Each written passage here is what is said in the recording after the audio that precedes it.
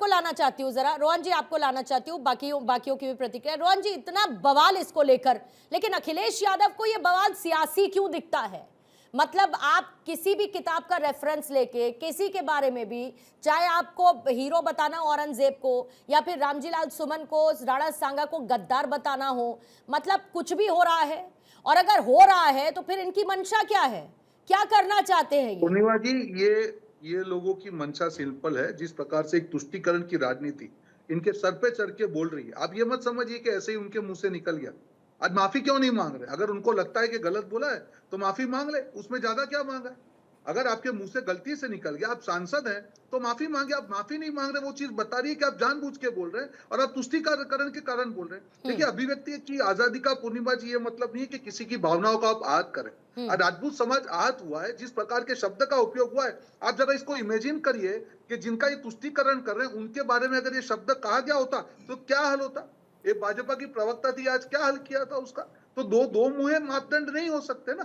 आज यहाँ पे आके ये कंप्लेन कर रहे हैं और समाजवादी पार्टी की आदत पड़ चुकी है क्या हिंदू धर्म से रिलेटेड, सनातन से रिलेटेड किसी के ऊपर भी टिप्पणी करो और अखिलेश यादव उसको जस्टिफाई करते हैं, जिससे उनको लगता है कि तुष्टीकरण की उनकी दुकान चलती रहेगी। नहीं चलेगी पूर्णिमा जी। पूरे देश में ये नकारात्मक राजनीति का अंत हो चुका है। सनातन को कीड़ो मकोड़े बोलना, सांड बोल देना, गौ मत, उनके अखिलेश यादव ने खुद ने कहा कि गौ माता के वहां से बदबू आती है, उससे आप क्या अपेक्षा कर सकते हैं? क्या उनको मालूम नहीं वो क्या बोल रहे हैं?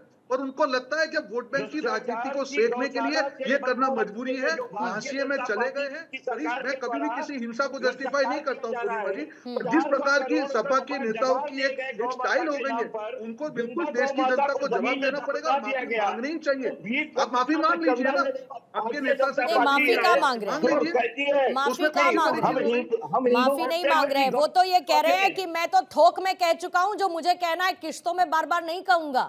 वो खुद कह रहे हैं, रामजी लाल अगर सुमन ये माफी खुद नहीं कह रहे मांगेंगे तो हैं। फिर जनता का रोष होगा। बिल्कुल वो अगर कह रहे हैं, माफी वो नहीं कह रहे हैं मैं मांगेंगे तो माफी नहीं राजपूत समाज मांगूंगा, का रोष लेकिन फिर होगा। उसके बाद की स्थिति तो देखनी पड़ेगी ना, क्या बन रही है। यशवर्धन जी आपको लाते हुए जल्दी से सबके काउंटर्स में लूंगी, समय रहेगा। यशवर्धन जी, क्या लगता है आपको कि रामजी लाल सुमन का ये बयान, उनके पीछे की मंशा, अखिलेश यादव को उनको एक बैकअप देना, और फिर ये कंटिन्यूएशन में चल रहा है कि कोई भी ऐसा विवाद होता है फिर उसके बाद उसकी प्रतिक्रिया आती है, फिर अखिलेश यादव को सिर्फ एक सियासी बवाल लगने लगता है, मतलब हम बोल के निकल गए, अब जिसको जो देखना है देखता रहे।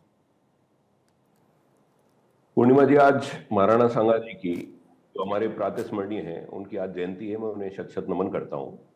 और इस पूरी कंट्रोवर्सी में मैं एक चीज कहना चाहता हूं कि किसी भी बात को कहने के जो शब्दावली है उसमें मर्यादा बहुत जरूरी है। तो माननीय सांसद महोदय ने जिस शब्दावली का उपयोग किया वो उचित नहीं थी। और दूसरा, जैसे हमारे करणी सेना के और सारे पदाधिकारी बैठे हैं, राजपूत समुदाय की जो छवि है वो अनुशासन की छवि है। तो हमें दोनों ही चीजों को ध्यान में रखना पड़ेगा। माननीय सुमन साहब को अपनी शब्दावली का ध्यान रखना चाहिए, और जिस तरीके से हम विरोध प्रदर्शन कर रहे हैं उसको भी हमें बहुत अच्छे से, ताकि पूरे क्षत्रिय समाज की छवि का मामला है, आपका विरोध प्रदर्शन एक दिन का है। हम पूरी तरह इस बात से सहमत हैं कि महाराणा प्रताप यानी भारत माता के वीर सपूत थे, जिन्होंने इतनी लड़ाइयां लड़ी। और जिस कंटेक्स्ट में जो रामजी लाल सुमन साहब ने कहा कि बाबर को उन्होंने इनवाइट किया इब्राहिम लोदी को हराने के लिए, तो इब्राहिम लोदी को तो ऑलरेडी 2 बार हरा चुके थे। राणा सांगा से 2 ही बार लड़ाई हुई इब्राहिम लोदी की, दोनों बार इब्राहिम लोदी को हरा दिया राणा सांगा ने, तो उनको बाबर की जरूरत नहीं थी। और दूसरा, आज मान लीजिए पाकिस्तान में इंडियन एम्बेसी खुली हुई है, पाकिस्तान से हमारे रिश्ते अच्छे नहीं है, लेकिन इंडियन एम्बेसी तो है वहां पे। तो अगर इंडियन एम्बेसी भारत सरकार ने खोली तो क्या भारत सरकार गद्दार हो गई?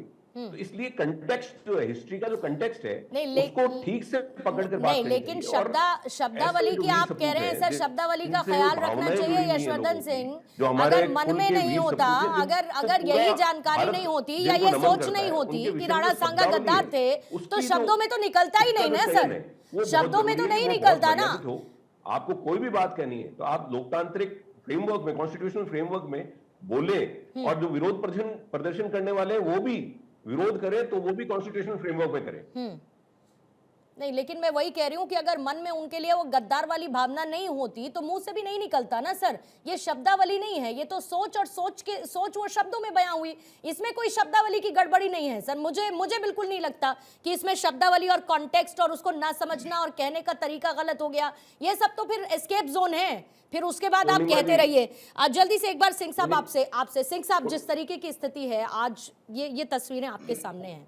मैं सिर्फ इतना समझना चाहती हूँ कि ये बहुत डिफिकल्ट हो जाता है लॉ एंड ऑर्डर सिचुएशन को फिर मेंटेन करना। ऐसे में जवाब के तौर पर क्रिया की प्रतिक्रिया, और अभी क्योंकि करनी सेना को दोनों रिप्रेजेंट करने वाले बैठे हैं, कह रहे हम देख लेंगे कहाँ भाई? सड़कों पर देख लेंगे? क्या देख लेंगे बताइए? वहां पर पूरी सुरक्षा 500 मीटर से दूरी पर रामजी लाल सुमन का घर है, वहां पर सारी की सारी सिक्योरिटी को बढ़ाना पड़ा है, और रामजी लाल सुमन चौड़े में बैठे हैं, कह रहे हैं भाई पुलिस अपना काम कर लेगी, मेरे को कोई दिक्कत नहीं।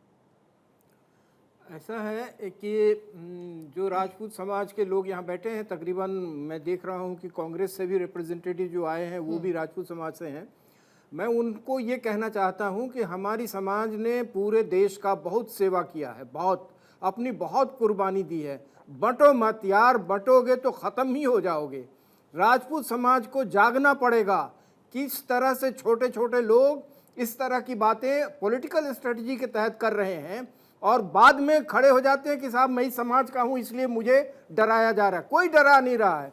जब तुमने पार्लियामेंट में खड़े होके किस तरह की बातें की हैं एक महान योद्धा के लिए जिसने देश के लिए अपनी कुर्बानी दी, उसने ही नहीं उसके पूरे परिवार ने दी, पूरे समाज ने दी, उसके साथ तुम इस तरह का व्यवहार करते हो। मुझे लगता है राजपूतों में अगर शर्म है तो अब तुम लोग सपा और कांग्रेस को खत्म कर दो, अपने समाज से मिटा दो। अपने समाज में एक भी वोट नहीं पड़ना चाहिए इन दोनों को, बाकी जो होना है होता रहेगा, लेकिन समाज को जागृत करो कि तुम्हारे को कोई गाली न दे।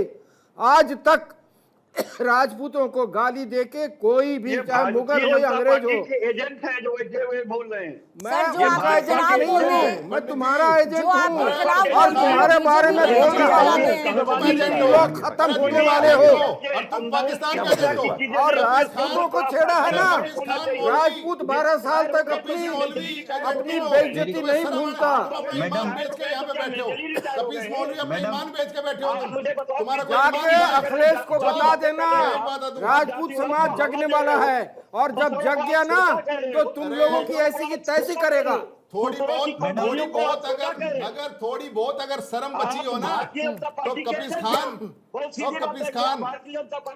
खान थोड़ी बहुत शर्म बची हो ना। अरे अपने कहे हुए बात से पलटते हो। तुम लोग को समझना पड़ेगा, राजपूतों को छेड़ा है, 12 साल तक वो अपनी इस दर्द को नहीं भूलने वाले, कम से कम। ठीक है सर, ठीक है, ठीक, मैडम ठीक है। बिल्कुल खान है, एक सेकंड, बिल्कुल। एक सेकंड। कपीस मौलवी ये तिलक हटा दो, कपीस मौलवी तिलक हटा दो अपने माथे से। ये तुम ब्राह्मणों के नाम पे कलंक हो। अरे दिलीप जी, आप ऐसे जो लोग बैठे हो, तुम अपने समाज को, तुम अपने समाज के भी सगे नहीं हो। दिलीप जी, मैं भावनाएं समझती हूँ। दिलीप जी, मैं भावनाएं समझती हूँ। अखिलेश को बता देना, राजपूतों तुम लोग अपने को जगाओ और इस अखिलेश को खत्म करो अपने समाज से। भूलना मत, चुनाव में पता चल जाएगा। वही करने की जरूरत है, कोई बात नहीं। अरे तलवार तो राजपूतों का गहना है, राजपूत बिना तलवार के चलता नहीं। अखिलेश यादव के जितने भी उसके चमचे हैं उसको पता चल जाएगा। ठीक, एक सेकंड, कपीश जी प्लीज। कपीश जी नाराजगी का आलम देख रहे हैं आप? कपीश जी नाराजगी का आलम देख रहे हैं। प्रशांत जी जल्दी से अपनी बात पूरी करिएगा। कपीश जी, फिर उसके बाद पूरा समय दूंगी आपको। कपीश जी पूरा समय दूंगी। इस मुद्दे को भाजपा और कांग्रेस में नहीं बांटा जाए। भाजपा भी हमारे साथ है, कांग्रेस का भी जो बयान आया क्षत्रिय एकता कांग्रेस में भी है, वो भी साथ है, इससे हमें कोई लेना देना नहीं है। अखिलेश यादव को चुनाव भाजपा और कांग्रेस के साथ या खिलाफ लड़ना है। अखिलेश यादव ताल ठोक रहे राजपूतों के खिलाफ, तो राजपूत कभी कमजोर नहीं थे और छठी के दूध याद दिलाएंगे। राजपूत हमेशा से मजबूत रहे हैं। अखिलेश यादव को अपना इतिहास पढ़ना चाहिए।